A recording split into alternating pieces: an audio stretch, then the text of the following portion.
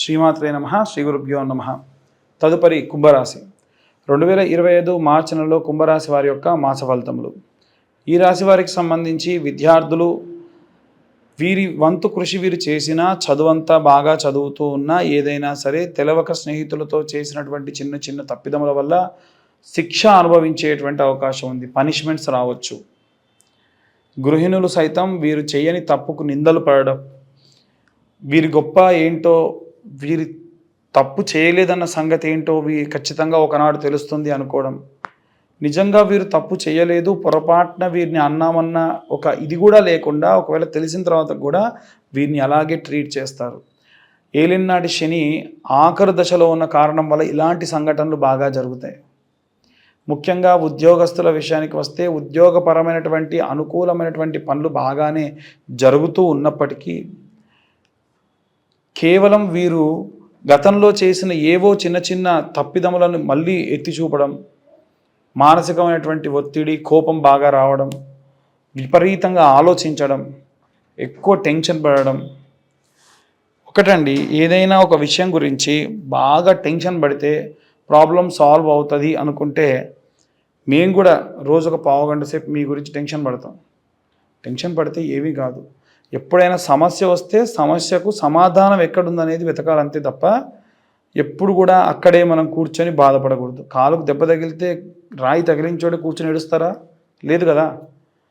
ఈ శని కూడా, ఈ ఏలినాటి శని ప్రభావం వల్ల ఏం చేస్తాడంటే బాగా కొట్టడం చేస్తాడు, శిక్షించి బాగా మెరుగు తెప్పిస్తాడు. ఆ మెరుగు తెప్పించడం ఎన్నో ఎన్నో ఎన్నో నెలల పాటు మీకు ముందుకు తీసుకెళ్తూ ఉంటుంది. ఇక ఎవరైతే సినీ రాజకీయ రంగాల్లో ఉంటారో వీళ్ళు కూడా ఒక చోటికి వీరిని ఇన్విటేషన్ చేసినా ఎక్కువగా పట్టించుకోకపోవడం, పిలిచి వీళ్ళు అవమానించారు అన్నటువంటి భావనలో ఉండడం.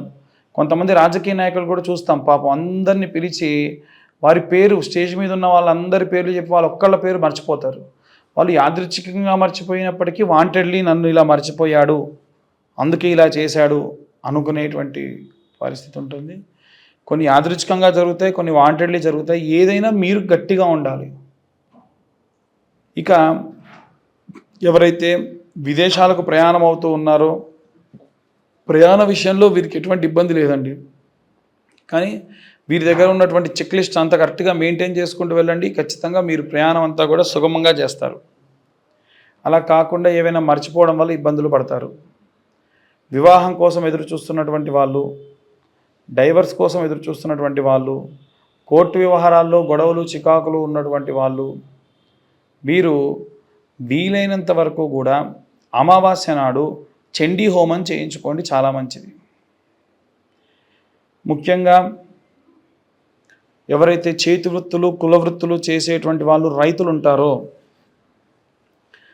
సేంద్రియ పద్ధతుల ద్వారా మీరు ముందు ఈ యొక్క రైతుకు సంబంధించినటువంటి పంటకు సంబంధించిన పనులు చేయడం చాలా మంచిది.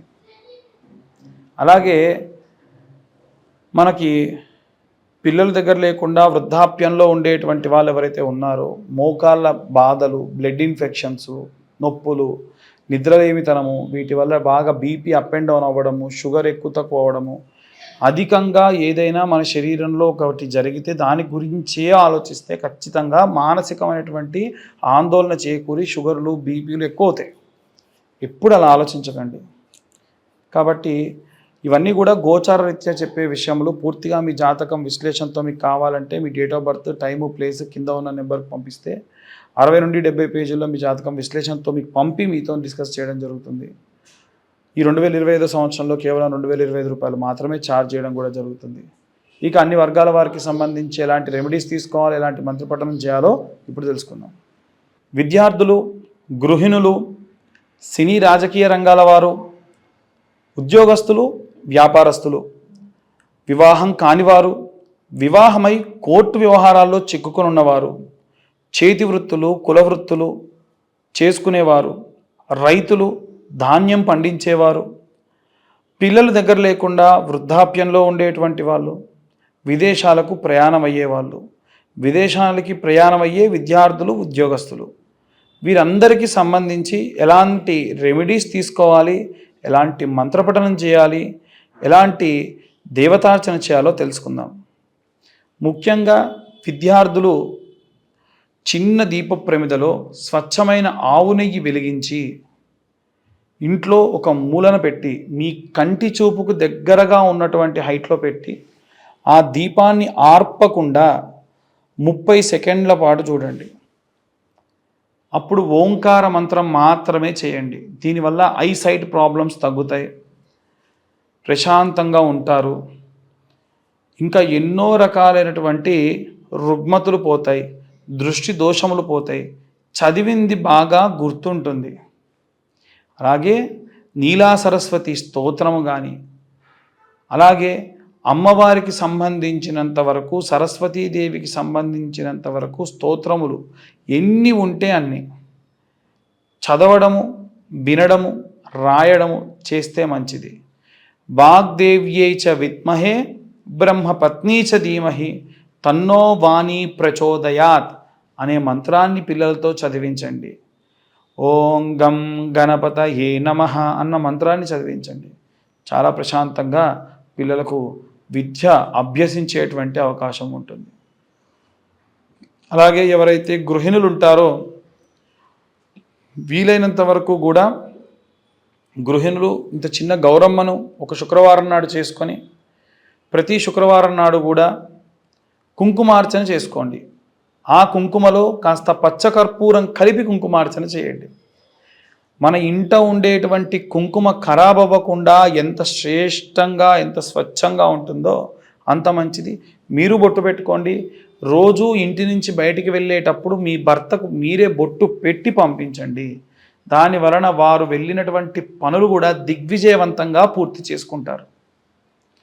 అలాగే ఎవరైతే ఉద్యోగం చేసేటువంటి వారు ఉన్నారో, ఉద్యోగస్తులు ఉన్నారో, మీ ఉద్యోగంలో ఏమైనా విపరీతమైనటువంటి ఆటంకములు ఉంటే ఇందాక కుంకుమార్చన చేసేటప్పుడు దుర్గా కవచంతో కుంకుమార్చన చేసుకోవడం మంచిది, అది చెప్పడం మరిచా. అలాగే ఉద్యోగం చేసేటువంటి వాళ్ళు కాలభైరవాష్టకాన్ని చదువుకోండి నిత్యం అసుర సంధ్యా సమయంలో. పంచాక్షరి మంత్రం ఓం నమ శివాయ అనే మంత్రాన్ని చదువుకోండి. గృహస్థాశ్రమంలో ఉన్న వాళ్ళందరూ కూడా విప్ప నూనెతోని దీపాన్ని వెలిగించుకోండి. ఏ నూనె? విప్ప నూనెతోని దీపాన్ని వెలిగించుకోండి. ఒకటి. ఇక ఒత్తి కూడా వీలైతే తామర ఒత్తులు అని దొరుకుతాయి. ఆ తామర ఒత్తుతోని దీపాన్ని వెలిగించుకోండి. వ్యాపార స్థలంలో నిత్యం సాయంత్ర సమయంలో ధూపం వెలిగించండి. వీలైతే కుబేర మంత్రం చాంటింగ్ లాగా పెట్టండి వ్యాపారస్తులు అందరూ కూడా. ఆ కుబేర మంత్రం ఓం యక్షాయ కుబేరాయ వైశ్రవణాయ ధనధాన్యాధిపతయే ధనధాన్య సమృద్ధయే ఏహి ఏహి ఇలా ఉంటుంది మంత్రం. ఈ మంత్రాన్ని మీ వ్యాపార స్థలంలో రోజు సాయంత్రం పూట ప్లే చేయండి. పొద్దున పూట వెంకటేశ్వర స్వామికి సంబంధించినంత వరకు ఓం నమో నారాయణాయ ఓం నమో భగవతే వాసుదేవాయ అన్న మంత్రం చాలా చాలా శక్తినిస్తుంది. ఇక ఎవరైతే రైతులు, చేతి వృత్తులు, కుల వృత్తులు చేసుకునేటువంటి వారు ఉన్నారో వీరు రోజు దీపారాధన చేయండి. మీ ఇష్టం ఏ దీపంతో చేసినా పర్లేదు. మీరింటి నుంచి బయటికి వెళ్ళేటప్పుడు దీపారాధన చేయండి. వారానికి 2 సార్లు, మంగళవారం నాడు అలాగే ఆదివారం నాడు కొబ్బరికాయ దేవుడి దగ్గర కొట్టి నైవేద్యంగా తినండి. అలాగే ఎవరైతే వివాహం కాకుండా ఇబ్బంది పడుతూ ఉన్నారో ఈ మాసంలో వీలైతే అబ్బాయిలైతే కన్యాపాశుపతం, అబ్బాయిలైతే వరపాశుపతం అనేటువంటి రుద్రాభిషేకం, రుద్రహోమం చేయించుకోండి. విశేషంగా వివాహం జరుగుతుంది. మీకు దగ్గరలో ఉన్న అర్చకులతో చేయించుకోండి. మాతోనే చేయించుకోమని చెప్పను. మాతో చేయించుకోవాలంటే కింద ఉన్న నెంబర్కి కాంటాక్ట్ చేయొచ్చు. అలాగే ఎవరైతే ఈ యొక్క వివాహమై విడాకులకై ఇబ్బంది పడుతూ ఉన్నారో వారు దక్షిణామూర్తి స్తోత్రం చదువుకోవడం మంచిది. కోర్టు వ్యవహారాలు కేసుల్లో ఎందులో ఉన్నా దక్షిణామూర్తి స్తోత్రం చేయడం మంచిది. ఇంకా వీలైతే చండీ హోమం చేయించుకుంటే చాలా చాలా మంచిది. ఈ చండీ హోమము పూర్తిగా దేవాలయంలో చేయించుకుంటేనే అత్యధికమైనటువంటి ప్రతిఫలం లభిస్తుంది. అలాగే ఎవరైతే పిల్లల దగ్గర లేకుండా వృద్ధాప్యంలో ఉన్నటువంటి వారు ఉన్నారో వారికి వీలైనంత వరకు కూడా ఓం క్లీం కృష్ణాయ వాసుదేవాయ హరయే పరమాత్మనే ప్రణత క్లేశనాశాయ గోవిందాయ నమో నమః అన్న ఈ మంత్రాన్ని 11 సార్లు చదువుకోండి రోజు. చాలు, చాలా చాలా ప్రశాంతతనిస్తుంది. అలాగే విదేశాలకు ప్రయాణం అయ్యేటువంటి వారు ఆంజనేయ స్వామికి సింధూరార్చన చేయించండి.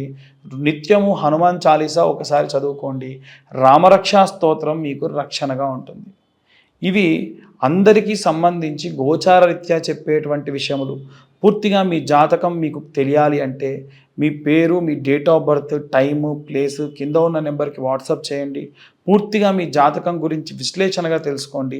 మీ నక్షత్రం ఏంటి, మీ రాశి ఏంటి, మీ యొక్క ద్వాదశ ఇప్పుడు దశ ఏం నడుస్తుంది, అంతర్దశ ఏం నడుస్తుంది, అలాగే గోచారం ఎలా ఉంది, అష్టక వర్గ ఎలా ఉంది, నవాంశ ప్రకారంగా ఏం చేయొచ్చు, వృత్తి, వ్యాపారము, సంతానము, వివాహము ఎలా ఉండబోతున్నాయి, ఏమైనా ప్రాబ్లమ్స్ ఉన్నాయా, దానికి సంబంధించి ఏం రెమెడీస్ తీసుకోవాలి, ఇవన్నీ డీటెయిల్డ్గా 60 నుండి 70 పేజీల్లో మీకు జాతకం పంపించి మీతో డిస్కస్ చేయడం కూడా జరుగుతుంది. ఈ సంవత్సరంలో 2025వ సంవత్సరంలో కేవలం 2025 రూపాయలు మాత్రమే ఛార్జ్ చేయడం జరుగుతుంది. ఖచ్చితంగా ఇది రాయడానికి మాకు 3 నుంచి 4 గంటలు టైం పడుతుంది కాబట్టి మేము ఈ 2025 రూపాయలు ఛార్జ్ చేస్తున్నాము. అందరికీ కూడా మరొకసారి శుభాకాంక్షలు. వీలైనంత వరకు కూడా అందరూ కూడా జాగ్రత్తగా ఉండండి. ఈ మంత్రపఠనము, ఈ దేవతార్చన చేసుకొని అందరూ కూడా సంతోషంగా ఉండండి. సర్వే జన సుఖినో భవంతు. స్వస్తి.